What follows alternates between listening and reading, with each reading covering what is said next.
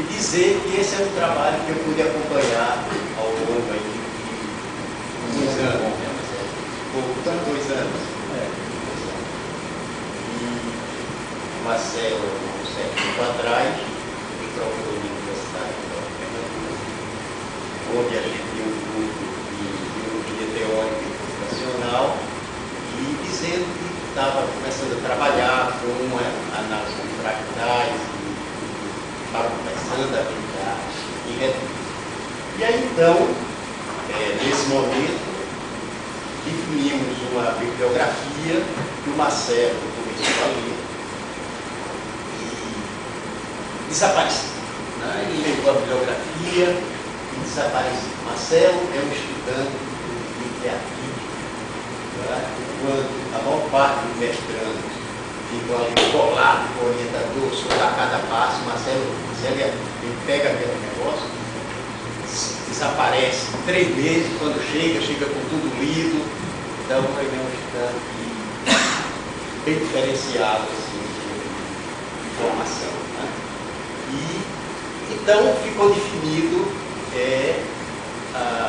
que ele trabalharia com essa ideia de aplicação de fractais na vascularização de retina, coisa que ele já tinha começado a pensar há algum tempo. Então o Marcelo começou por um caminho que foi muito estranho para mim. O que é que eu esperava de um clínico, um oftalmologista? Até aí então eu sou de visão do Marcelo como ex-aluno aqui da Faculdade de Medicina, de onde eu fui para a professora da Federal, e que exercia clínica oftalmológica.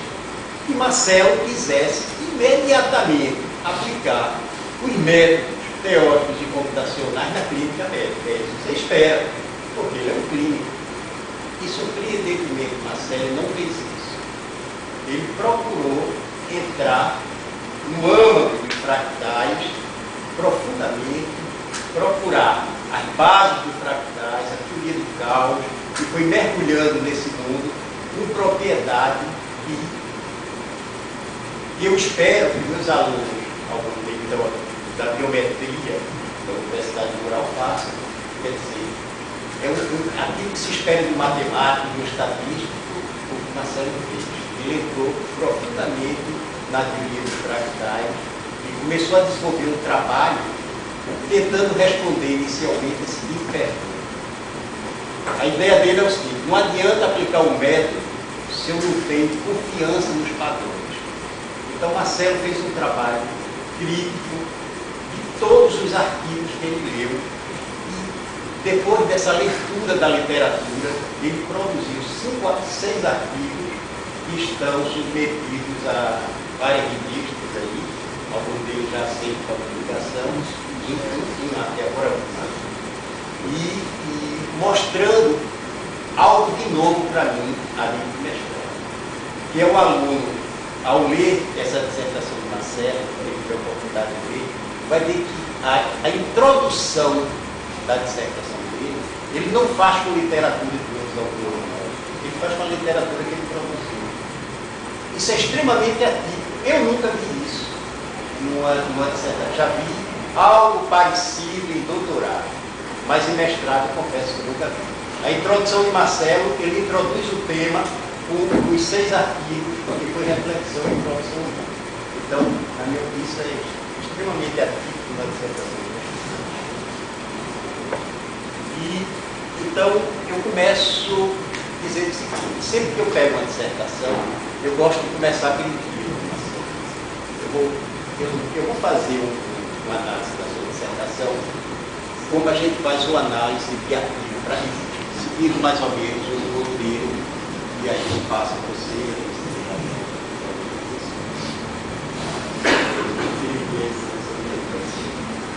E é mais ou menos meus comentários, mais específicos agora sim. Título. Bom, esse também foi um dos títulos mais adequados que eu vi com a dissertação. A dissertação dele chama Análise Fractal da Vasculatura Retínica em Pessoas sem Doença Ocular. Então, é perfeito para o que ele se propõe a fazer. Ao ler o título, você já sabe perfeitamente que é do autoscópio positivo. Normalmente os alunos coloca um pico e a gente não percebe o que vai ser feito ali dentro. Ele deixa isso bastante claro. O resumo do ápice dessa dissertação Marcelo consegue resumir de maneira objetiva, clara, o que ele vai fazer, introduz o tema, mostra a metodologia e resultados primordiais e a discussão em uma parte. Então ele mostra uma grande capacidade de síntese, coisa que só quem fez uma boa reflexão sobre o tema consegue fazer. Isso tudo em uma página. Você lê na primeira página da dissertação dele, tem uma ideia do que realmente ele fez, com precisão. Quando você chega no ápice aqui em inglês, também está escrito de maneira objetiva, clara, não é? E obedecendo o que ele tinha falado na versão em português. Então está perfeito. A parte de título e a parte de resumo está perfeita. Originalidade e importância. Eu estou seguindo uma sequência para aceitação de artigo numa revista científica. Tá certo? Estou analisando a dissertação dele por esse caminho. É totalmente original. A dissertação de Marcelo é o seguinte: ele leu, eu diria que quase toda a literatura disponível, pelo menos para a gente, internacional, e disse: olha, esse artigo aqui está por isso, esse falha em metodologia, esse falha em técnica, a obtenção dos dados que devem ser feitos. Então ele fez um trabalho extremamente criterioso ao longo de todos esses artigos, e faz aqui então um trabalho extremamente original. Observa que isso é totalmente diferente do aluno fazer uma revisão de bibliografia simplesmente citando: fulano fez isso, ciclano fez aquilo, e agora eu vou fazer isso. Não foi isso que Marcelo fez. Ele pegou toda a literatura e conseguiu mostrar lacunas zoológicas ou lacunas metodológicas em todos os artigos que ele fez. Isso também, para mim, foi a primeira vez que eu vi uma dissertação na história. Entenderam que isso é muito diferente daquela revisão bibliográfica tradicional, em que o aluno simplesmente cita o que cada autor fez e diz: agora eu vou fazer isso. Ele não fez isso. Ele fez muito mais do que isso. Então, nessa introdução, Marcelo segue primeiro fazendo esse estudo, né? No primeiro estudo ele já mostra a dimensão fractal, que essa dimensão fractal da vasculatura retínica é dependente dos métodos de segmentação e dos métodos de cálculo da dimensão. Ele já mostra: olha, dependendo do meu segmento, como eu retiro a informação da imagem e do método fractal que eu aplico, eu posso ter diferente resultado. Isso é um resultado importantíssimo, porque não é só aplicar o método fractal, mas como aplicar e fazer comparação entre os métodos para ter alguma certeza, alguma padronização. No segundo artigo, ele vem e testa os diferentes métodos de segmentação disponíveis na literatura internacional e mostra que um método desenvolvido por um grupo no Brasil da UF foi o que melhor conseguiu segmentar aquele fato. Ele mostrou lá.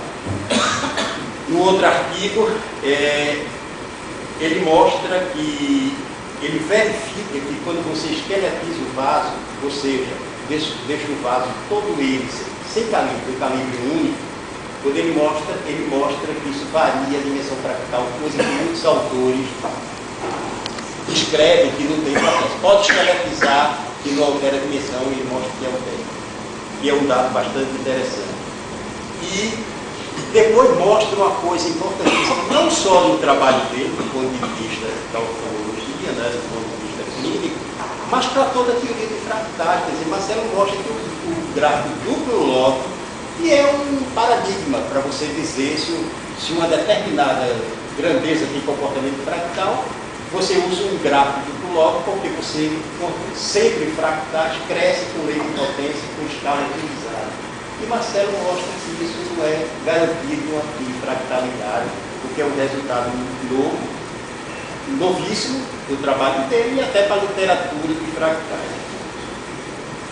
Mostra também que o DLA, essa difusão, essa agregação limitada por difusão, né? E é um modelo experimental muito utilizado na literatura não é adequado para escrever a árvore literatura. Né?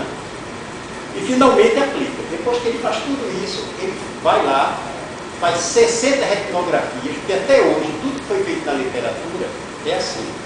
Tira uma imagem no ângulo, outra no outro, outra no totalmente aleatório. É o que está no banco de dados do hospital. Eu sei que é isso porque quando eu tentei trabalhar com isso alguns anos atrás, foi a primeira dificuldade que eu tinha. Se eu passasse aqui no HC, eu não tinha que fizesse, para mim, uma sequência de retinografia. Então eu ia pegar o banco de dados. E aí ninguém sabe dizer qual foi o ângulo que tirou, como focou. Então, isso é uma série de coisas. Eu diria que o trabalho com isso está muito bem padronizado. Ele fez isso, fez 60 olhos, 30 pacientes normais. Então ele tem um padrão. Os outros foram utilizados 5, 6, 7 normais e 7 em condições patológicas, tá certo? Que são coisas totalmente diferentes. Então, isso aí, essa dissertação se diferencia das outras dissertações. Meu comentário final, então, por respeito a esse aspecto aqui é importante que se observe que nesses artigos ele está realmente construindo um conhecimento novo na literatura, ele está trazendo uma contribuição pessoal para essa literatura. Então, eu gostaria de finalizar esse tópico perguntando a Marcelo como foi essa decisão dele de seguir esse caminho. Por que você tomou esse caminho e não o caminho esperado, tradicional e mais simples e prático para quem tem que terminar uma tese em 24 meses e é bom terminar rápido e ter outras coisas, tem doutorado a fazer, porque você optou por esse caminho?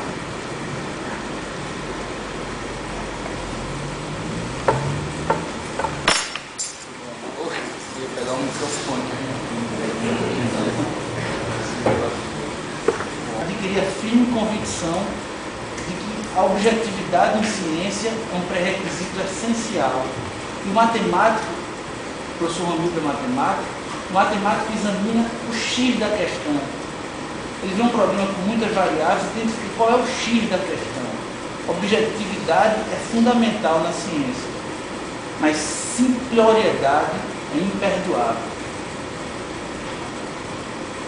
Faz medicina morta, esquálida e caquética. Muito ruins. Achei o curso médico uma das piores coisas que existia. Me perdoe, essa é uma faculdade que merece respeito, mas achei o curso muito ruim. Achei um curso que poda o indivíduo em sua capacidade criativa e em sua capacidade de crescer.